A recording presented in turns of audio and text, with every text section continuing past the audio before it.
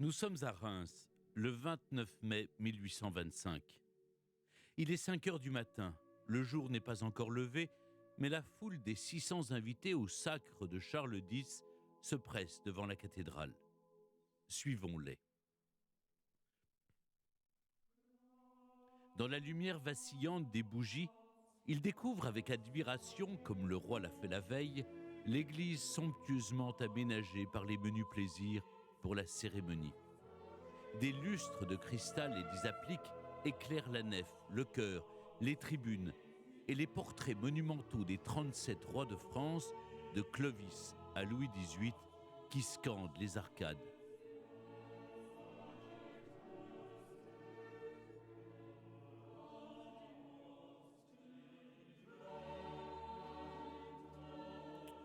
Comme dans un théâtre, s'installent à la place qui leur a été désignée préfets et maires, députés et pairs du royaume,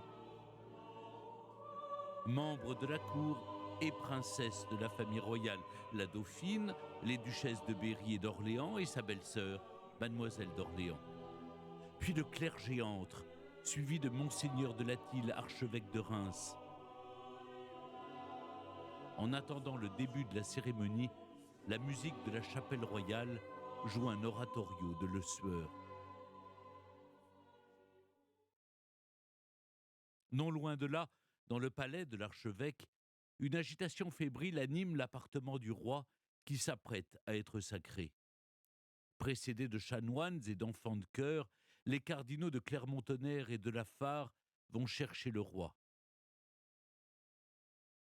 Dans le cabinet du roi, le grand chantre frappe à la porte de la chambre.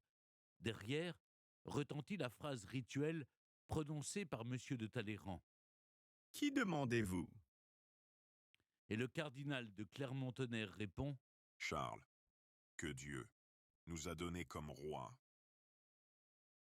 La porte du cabinet s'ouvre, laissant apparaître Charles X, assis dans un fauteuil, vêtu d'une simple tunique blanche et d'un bonnet à plumes. Le roi est entouré des princes du sang, des grands officiers de la couronne et des officiers de sa maison. Le cortège se met en route lentement vers la cathédrale. Il traverse l'appartement traditionnellement réservé au roi pour son sacre, refait à neuf et garni pour l'occasion d'un mobilier provenant du palais des Tuileries.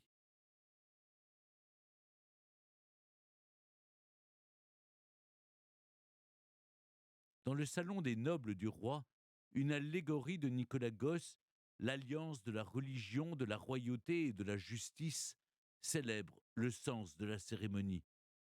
Charles X devient le successeur de ses deux frères, Louis XVI, au sacre duquel il a assisté en tant que comte d'Artois en 1775, et Louis XVIII, restauré sur le trône après la Révolution et l'Empire. Le cortège continue sa lente progression en traversant le salon d'attente de l'appartement du roi, puis son salon des huissiers.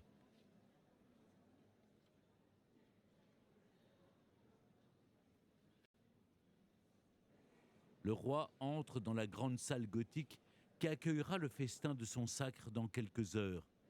La grande cheminée est ornée de son chiffre et des blasons des archevêques de Reims. Peut-être le roi jette-t-il un œil au portrait de ses prédécesseurs qui ornent les murs avant de quitter la pièce.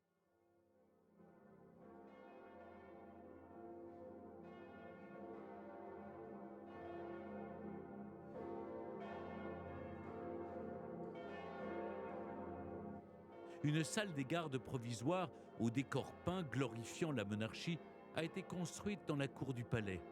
Elle permet de gagner le chemin de pente du roi, une galerie tendue d'une étoffe bleue à étoiles d'argent. Le chemin du roi est parcouru par la procession qui entoure Charles X. Chanoines, gardes, musique, héros d'armes, dignitaires. Une foule dense, réunie sur le parvis de la cathédrale, regarde le roi passer, précédé et suivi de son brillant cortège.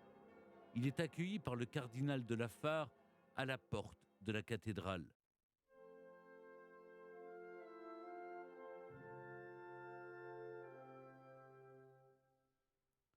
Commence alors la longue remontée de la nef à pas lents, sous le regard de l'assistance.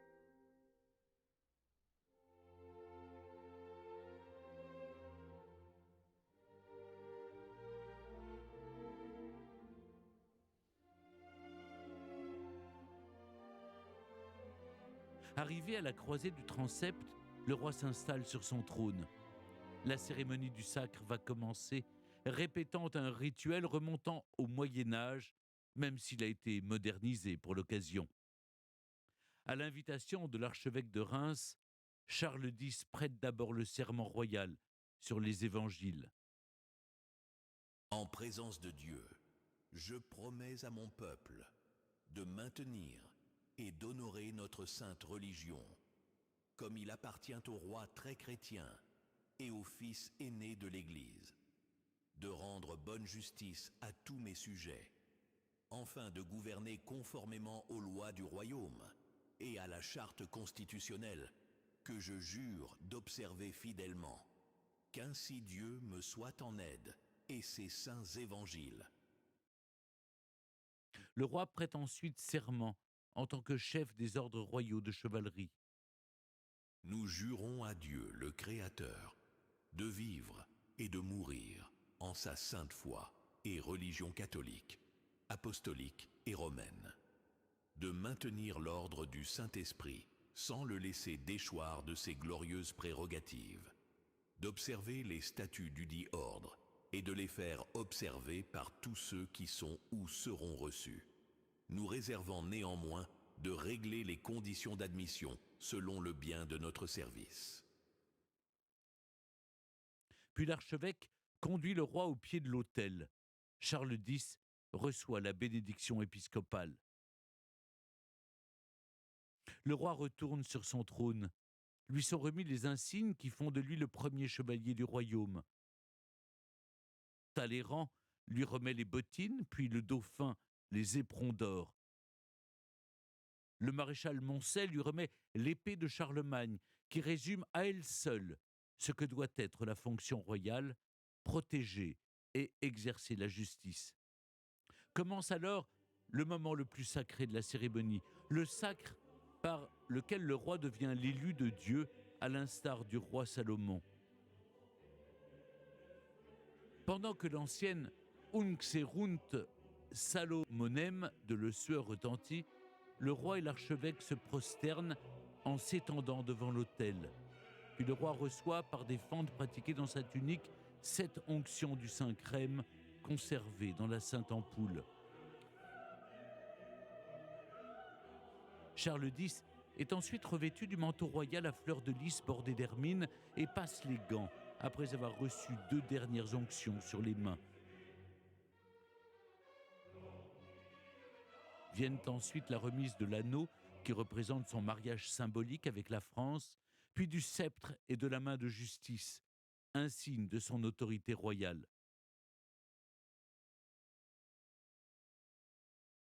Assis sur les pliants aux côtés du roi depuis le début de la cérémonie, le dauphin, le duc d'Orléans et le duc de Bourbon se lèvent, se placent autour du trône du roi. Ils soutiennent la couronne de Charlemagne au-dessus de la tête du roi, pendant que l'archevêque de Reims prononce la formule. Que Dieu te couronne de la couronne de gloire et de justice. Qu'il t'arme de force et de courage, afin qu'étant béni par nos mains, plein de foi et de bonnes œuvres, tu arrives à la couronne du royaume éternel. Pour la suite de la cérémonie, Charles X est coiffé d'une couronne en diamant plus légère. Guidé par l'archevêque de Reims, il gravit les marches du Jubé. Et là, entouré de tous les grands officiers de la couronne et des princes, le cardinal de Latil prononce la phrase rituelle. Vivat Rex in aeternum. C'est le moment de la liesse populaire. Les portes s'ouvrent, laissant entrer le peuple. Des oiseaux sont lâchés dans la cathédrale. Le canon tonne au loin.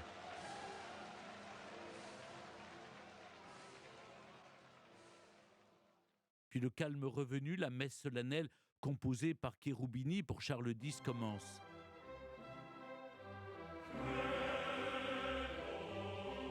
Le roi suit le fils depuis le jubé, entouré des princes et des grands officiers.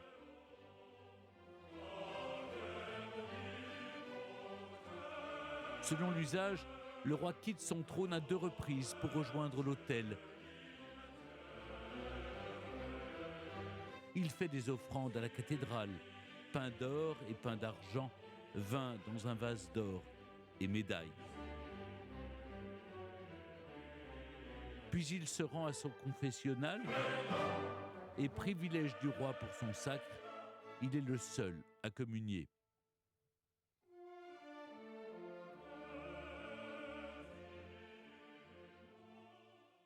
La messe achevée, le roi quitte le jubé. Le cortège se reforme et traverse à nouveau la nef pour regagner le palais archiépiscopal.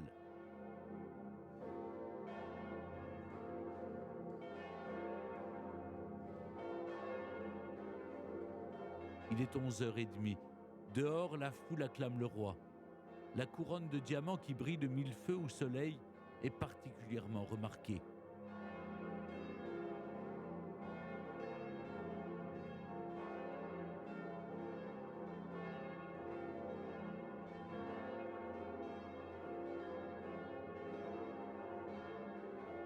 Après s'être reposé quelques instants dans son appartement encombré d'une foule nombreuse, Charles X retourne en cortège dans la salle du festin. S'y trouvent une trentaine de convives, députés, pairs, ambassadeurs, ministres et évêques.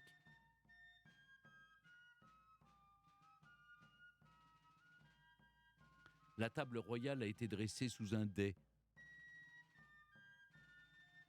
Le roi est entouré du dauphin, du duc d'Orléans et du duc de Bourbon. Les princesses y assistent depuis une tribune. Pris au son d'une fanfare, c'est un repas frugal. Le roi ne boit qu'un bouillon et court. Il dure une demi-heure. Mais son importance est dans sa symbolique. Il s'agit de marquer par un banquet le caractère festif de la journée, celle où Charles X devient roi de France par la grâce de Dieu. C'est aussi, mais nul ne le sait encore, le dernier sacre.